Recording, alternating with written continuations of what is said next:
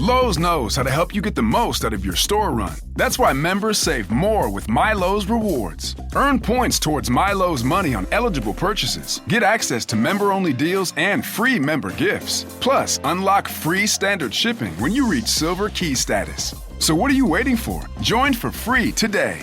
Lowe's. We help. You save. Loyalty program subject to terms and conditions. Details at lowes.com/terms. Subject to change. Well, it's been well over 200 days, but the good news is it has finally rained in Las Vegas. But that is not the only news from this week. Today on CityCast Las Vegas, we're bringing you our weekly news roundup with longtime education advocate Patricia Haddad-Bennett and producer Layla Muhammad. We're going to be covering a proposed tax revamp to fund schools, former Mayor Goodman addressing her legacy in a new interview, it got spicy, and the latest act announced for the Sphere. It's Friday, February 14th, Valentine's Day. I'm David Figler, and here's what Las Vegas is talking about.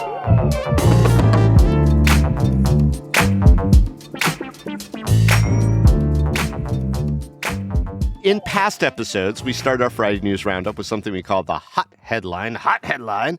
But because the legislature is in full effect here in Nevada, and that only happens every other year, we're calling it the hot ledge line. So, what is the hot ledge line this week? Well, it has to be that the Nevada Assembly and really the whole legislature fast-tracked the suspension of the cage-free egg law. This was a law back in 2021 that was introduced by Assemblyman Howard Watts. There was a lot of discussion back then about the health and safety benefits of not allowing caged birds to produce eggs that we consume. So yes, it was a big health concern, but alas, egg prices have gone up, and there does seem to be some reconsideration, as we predicted last week on this podcast, that there would be a reactive movement just because of the price of eggs. So what this bill does is it gives a little bit of flexibility, 120 days of suspended regulations with regard to some of the eggs that we will find in our grocery stores. The intention is to, of course, lower prices, but we would be getting the eggs from places that are further and further away, so there would be additional transportation costs. I don't know. I mean, what changes do you think that we're going to see in the stores from this very reactive move? Well, I was just at Trader Joe's over the weekend, and there were signs up limiting 1 carton of eggs per customer, which was fine with me because I feel like generally in Trader Joe's, people are elbowing each other out of the way. So for different products, so it was nice to know what the limit was, but it was surprising. And I don't think we often see limits on purchases of like core grocery items like eggs or flour or milk or those toilet sorts of paper. Things. So yeah, I mean, exactly. This is COVID flashback. Totally. So what do you think, Layla? I think it's important to know that this is a temporary suspension of this law, in that I'm personally hoping that it comes back and that we only allow cage-free eggs in Nevada again, because that's in my shopping habits. That's how I like to shop. And I think, I don't know, not to get too like philosophical, but I think we don't track where our groceries come from enough. I think this is just a good reminder that everyone should be tracking where your groceries are coming from. I get the egg ick, especially with the bird flu going around. So hearing that we're going to allow caged eggs, I don't know, it kind of furthers my egg ick. That's really interesting on your egg ick, because if you look at during the hearings, or if you look at the public testimony that's posted on the legislative website for this bill that has gone through, the governor hasn't signed it yet, so TBD on that, you'll see there's a number of different dissenting opinions that were submitted for saying exactly that. Like, this is a step backwards in the treatment of animals, and also, may backfire as far as like diseases being spread, in sort of smaller quarters. So that it's interesting, counter argument. Well, we didn't have a lot of debate on this because of the urgency that especially the Dems in the legislature placed on this. I think they wanted to win.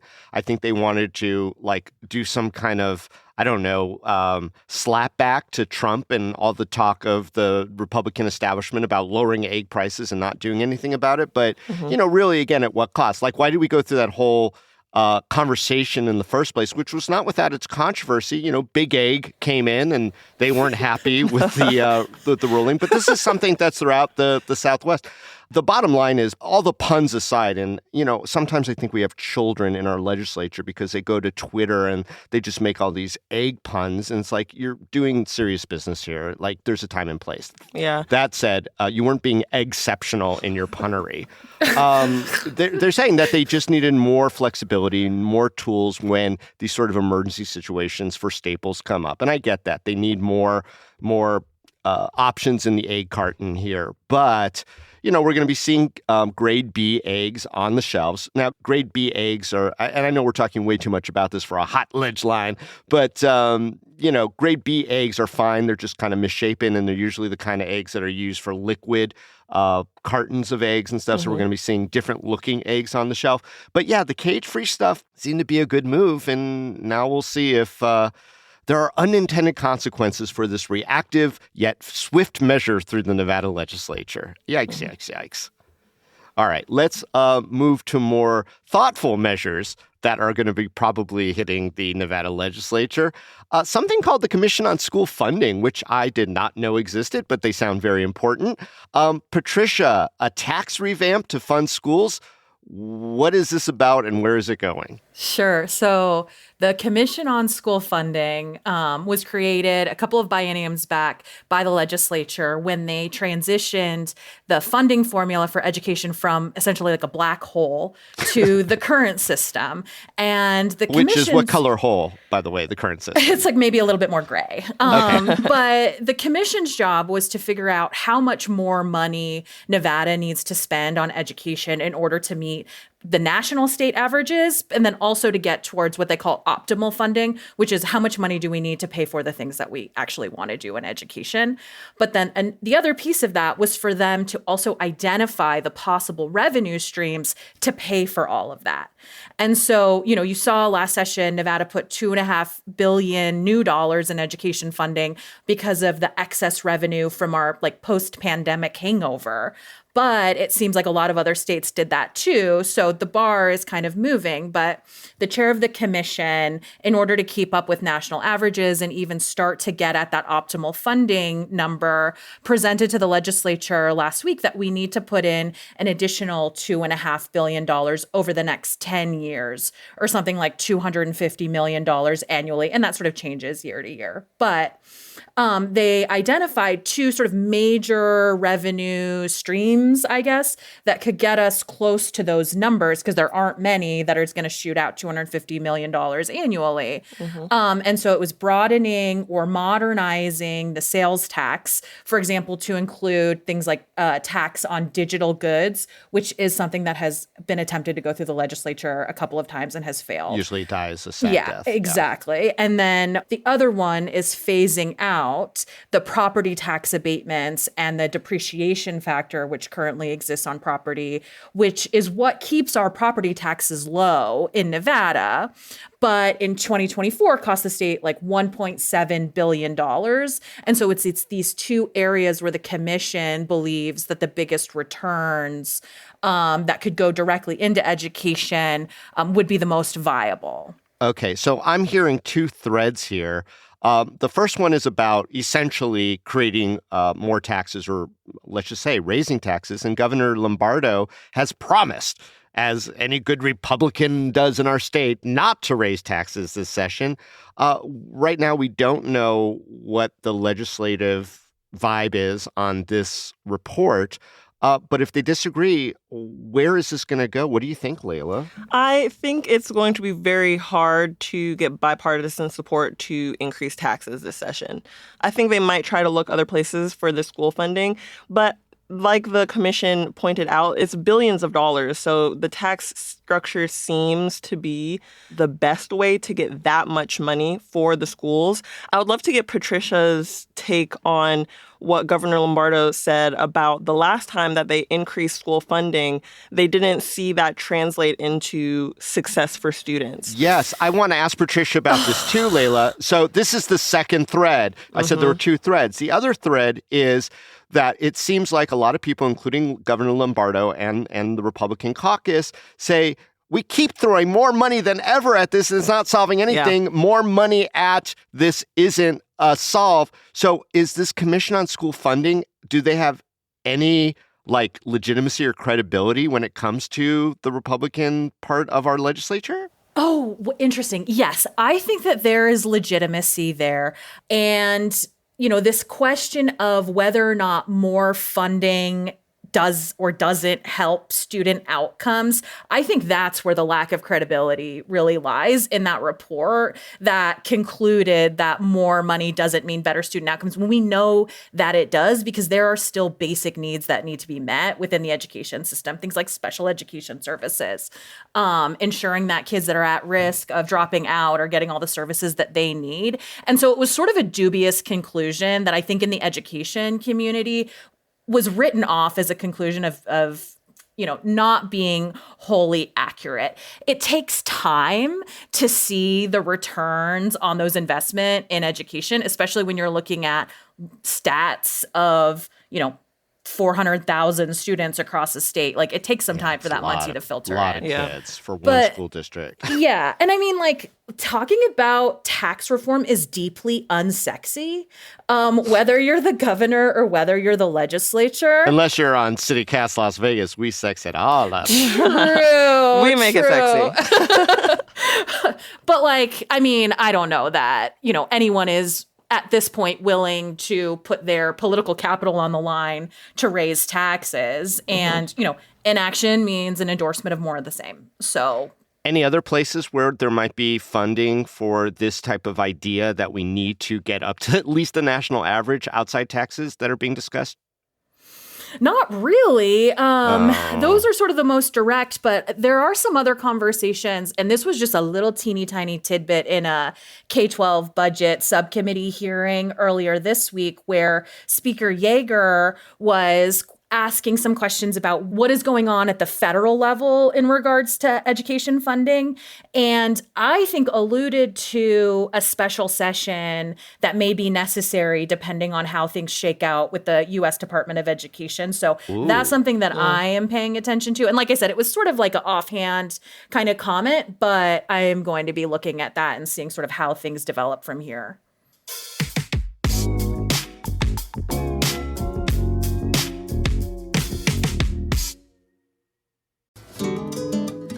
Hey friends, if you love CityCast, there's a way to do us a solid by helping us win Best Vegas Podcast in the Las Vegas Weekly's Best of Vegas Awards.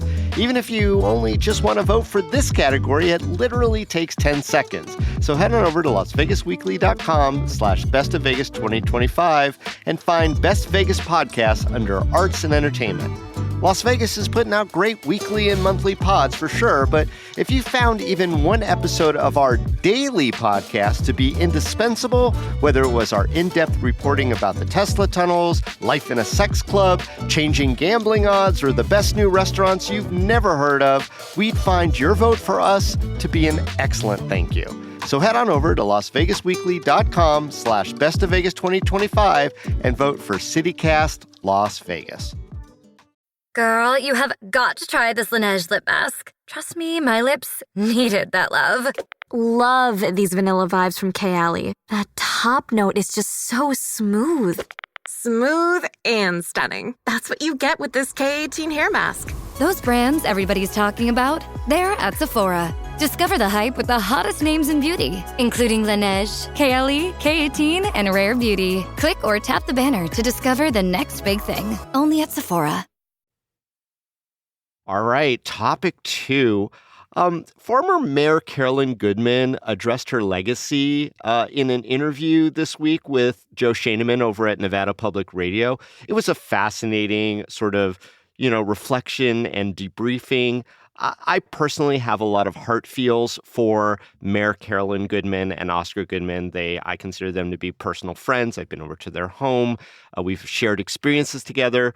But when we talk about the legacy of Carolyn Goodman, I think that there is this move, especially by the Goodmans, to, I don't want to say whitewash, but only emphasize the positive and none of the negative. And one of the more intriguing parts of the interview over at State of Nevada on KNPR, which I encourage everyone to listen to, it's just 25 minutes of classic Carolyn Goodman, was her sort of demanding that Anderson Cooper, who famously interviewed her back at the height of the pandemic on CNN for what seemed to go on for 2 days, but was actually only about 25 minutes, that he owes her an apology and that she felt mistreated, misunderstood, and that entire interview was a joke. Now, for those who don't recall, it certainly was treated very much as a joke, not just in our community, but nationally. People were making fun of our esteemed mayor for considering or offering up the citizens of Las Vegas as quote unquote a control group just to see what no treatment during COVID would be like so that we could compare and contrast to see if Vegas exceptionalism and keeping things clean and moving was actually the solution as opposed to things like social distancing and testing and tracing and getting vaccines to people and all that stuff. It was an interview that did not go well. And, I rewatched the interview in preparation for our discussion today. And I got to say, it didn't go well because they were having two different conversations at the same time. Carolyn Goodman was saying, I really want Vegas to open up again. And Anderson Cooper was like, well, what's the plan, Mayor? Because you can't just open up again. And she's like, no, but we really just need to open up again. And so that's when it kind of went off the rails. And he started challenging her on the science. And she just was going towards, this very leave Las Vegas alone, we'll figure it out sort of ethic, which wasn't popular then, and even in retrospect, wasn't probably a thoughtful way to approach it. That all said, she doubled down on her presentation all those years ago, a presentation that I think a lot of people would like to forget, but here it is again, demanding Anderson, if he was listening, to apologize. Now, he did say that she was not very smart in the conversation. He used some bad words. So, let's get to the question here. That highlight of the interview, her clarifying the comments that went viral. Do you think that we as Las Vegans have moved past that interview or that we needed Carolyn Goodman to remind us that she was right and Anderson Cooper was wrong? This might be like my COVID brain or my pandemic brain, but I feel like I personally have moved past those comments because of how Las Vegas recovered from the pandemic as a city, which, you can debate on how much Mayor Carolyn Goodman had to do with that. But I think her bringing it up again and, demanding an apology from Anderson Cooper doesn't look good. More than in all fairness, Joe Shanaman was the one who asked her about it because it was kind of a flashpoint in her 13 years as our mayor. But that said, she really went for it. I mean, what do you remember about all that, Patricia? It was like one of those things where, do you remember where you were when you heard about what Mayor Goodman said on Anderson Cooper? And I certainly do. And, it was one of those moments where it was like, oh my God, you guys, we know here locally that we have some interesting characters in leadership. And I say that with love and respect.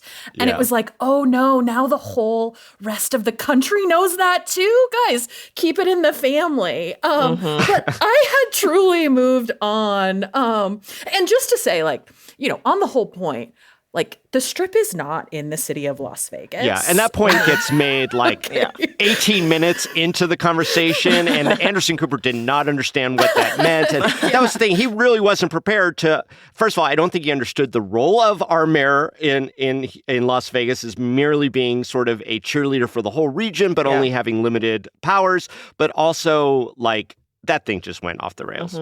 It seemed like he was wanting to have a conversation with the governor instead of the mayor of Las Vegas, who has more of a roadmap who would have had more of a roadmap for how Las Vegas came back. But I like what you said, Patricia, about keeping it in the family, because I think she made that point in the interview that she was trying to say, like, just leave us alone and let us deal with it in the community. I mean, we know she does the, let's say, Trumpian weave when she has conversations about stuff. You know, she really has to inject personal anecdotes and cheerleading into any conversation to this day.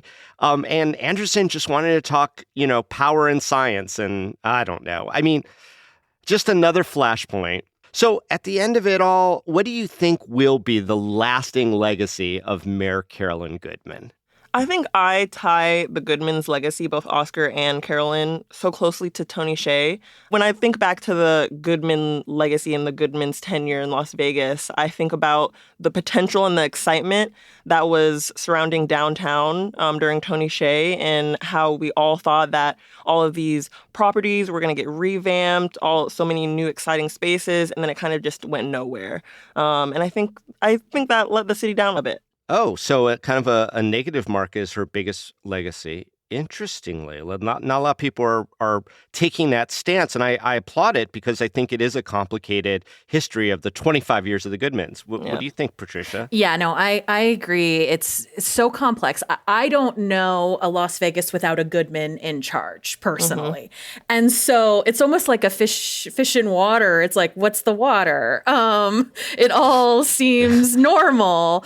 But, I think maybe just a little bit of a different take on, but similar to what Layla's saying is, over the past 15 years, the way that I've seen downtown develop, not just related to the Tony Hsieh business, which I think is controversial in some of the circles that I spend my time in, how that all sort of I'm in some of those circles. Yeah. A little controversial, but, overall, like there's so much more vibrancy than there was, 15 years ago or 10 years ago. And I think it's really contributing to making Las Vegas a really great place to be and a great place to live. Yeah. And I'm grateful to them for that. And so I'm thinking about like Badlands and how we're dealing with the fallout of, like, we're still dealing with the positive and negative impacts of some of those policies and decisions. And so, those things just have to play out from here. Yeah. And I want to just piggyback the vibrancy in the downtown core, including the remarkable strides in the medical district, are absolutely, to me, the highlight of the legacy of the Goodman Goodman's time as mayor.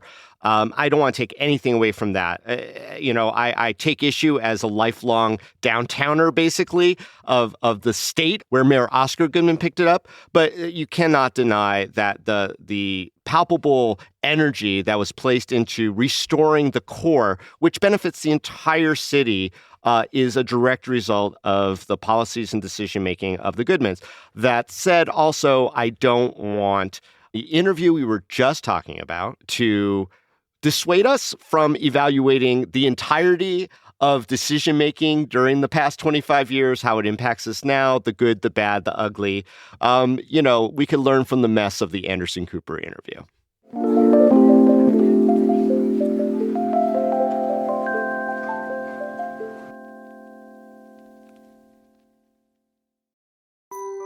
This episode is brought to you by Global X. Since 2008, Global X ETFs has been committed to empowering investors with unexplored, intelligent solutions. Global X specializes in exchange-traded funds that offer exposure to the artificial intelligence ecosystem, including themes like data centers, robotics, semiconductors, and cloud computing. To learn more about Global X's entire suite of ETFs, from covered calls, fixed income, emerging markets, and more, visit globalxetfs.com. You know what's smart? Enjoying a fresh gourmet meal at home that you didn't have to cook. Meet Factor, your loophole in the laws of mealtime. Chef-crafted meals delivered with a tap, ready in just 2 minutes. You know what's even smarter? Treating yourself without cheating your goals. Factor is dietitian approved, chef prepared, and you plated.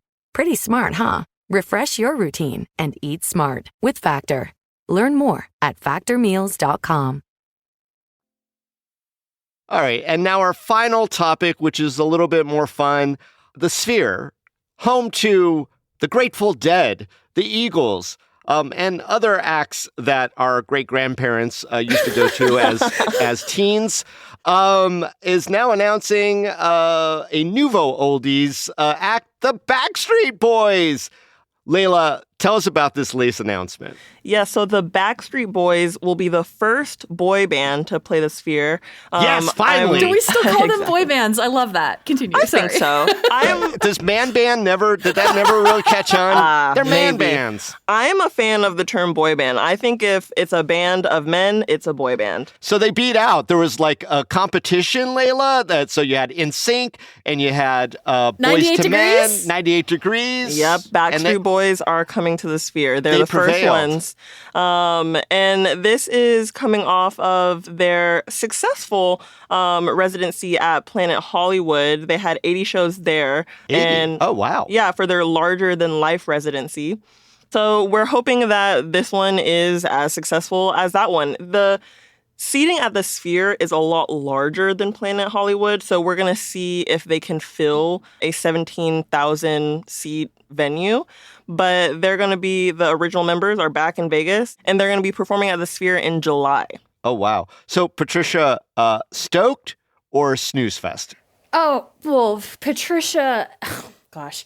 I it's not something that I was like, wow, very excited about, but it does make me feel a little old when I'm thinking about Vegas residencies, right? Being by and large, folks that are on the classic rock stations or on the classic music stations. And I'm like, oh man, Backstreet Boys, is that where we're at now? Is that where things have caught up? So I'm happy for them. Go make your money, boys.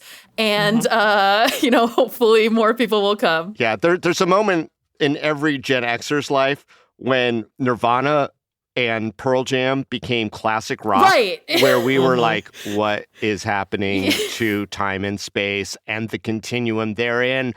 I'm just excited to see, because, I feel like the Eagles U2, like their visuals were, like they fit the Sphere pretty well. They made their visuals fit the Sphere pretty well. For a boy band, I'm excited to see what they do with the outside, with the inside. Well, I might have to go see it. That's my question to you, Layla, because this is in your, appreciation index of music. What do you expect out of a Backstreet Boys residency at a venue that has all the potential of the Sphere? I mean, they're going to have to play some of their infamous clips from their music videos, like on that screen, right? So I think that might be a little surreal to see such large portrayals of the Backstreet Boys in the Sphere. For the outside, I don't even know what they could. I'm excited to see what they could do with the outside because, we've seen U2 have some interesting graphics. I don't know if the Eagles had anything on the outside, but for marketing it, I think the Backstreet Boys could come up with something pretty creative. Maybe the emoji face that everyone has come to love could have like a natty little bad boy goatee. Like, yeah. Who was it? Was it AJ? Was he the bad boy? I don't know. I can't keep up with the bad boys. The bad boys of the boy bands. I'm not sure. Hard to say, really. Well, we have seen a good variety of events at the Sphere so far. Multiple music acts. The films have been very intriguing. The U2 concert film, I could talk about it for like days about what I loved and hated about that, but the technology in that is mind-blowing and actually mind-confusing. There have been sporting events, UFC. I'm hearing Beyonce might be the next one up at the Sphere. Oh my God. If you guys had control, what would you like to see the Sphere do that it hasn't done yet? I'm curious what theater can look like inside of the Sphere. Like live theater? Like live theater. Like yes. a techno Hamilton of some sort? Exactly. With a big digital Hamilton. Like, what does that look like? What does that feel like? I mean, I think like a theater producer would have to think about that space and like, how can you make use of the screens and all of the technology? I mean, I think it would be kind of interesting. How about you, Layla? I would love to see, and they might have already done this with one of their concerts, but a live orchestra performance like they do at the Smith Center, or I've been a really big fan of, they've been turning like anime soundtracks into orchestra performances. I think that would be really fun in the Sphere, because I don't know how much of a fan I am about like getting up and dancing at a concert in the Sphere, because it feels like you can be falling forward sometimes. So I think a nice, calm orchestra performance, some cool visuals if it's like attached to an anime or a film, like the music from Interstellar. I think that could be really fun and interesting in the Sphere. That's cool. So we're all kind of going into this, traditional live performance that is in Vegas and other venues, but we want to see it sort of elevated at what the Sphere can do. Mm-hmm. And there's been so much lamenting of the loss of the showgirl from Las Vegas, of the loss of the giant production shows like Folies Bergère and Jubilee. There's been a little bit of a resurgence with the Dita Von Teese show, but imagine if a production show, like an old school Vegas over-the-top, French-influenced showgirl, headgear, high kick, extravaganza were to utilize the technology, including the 3D technology inside the Sphere, it could sort of reinvent the Vegas show. And I don't know that you can do that in a traditional showroom, but maybe the laboratory that is the Sphere is the place where the showgirl comes back in 2025. I bet the visuals would be fantastic. Exactly. Even since they play sound outside, now they can really do something really creative with that. Yeah, and I nominate Pam Anderson to be the headliner of that first show. Yes. She did a very excellent job in an otherwise problematic film called The Last Showgirl, which hopefully I'll get to talk about with our listeners soon. But we are at the end of the Friday News Roundup. This has been so much fun talking about stuff happening in our community. Patricia, we have to have you back. I would love that. Thank you so much. This has been a blast. And Layla, you're always amazing. Thanks, David. Thank you, Patricia.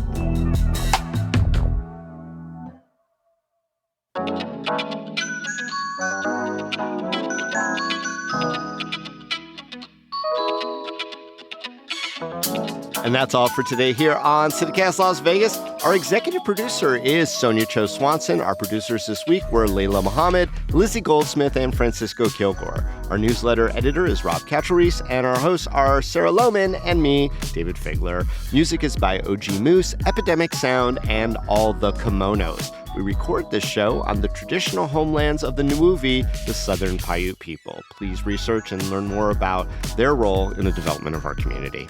If you enjoyed the show, why not tell a friend? You could also rate our show, leave us a review wherever you're listening, and subscribe to our morning newsletter, Hey Las Vegas. It's free. Monday's a holiday, so we'll be back Tuesday morning with more news from around the city. Till then, stay lucky.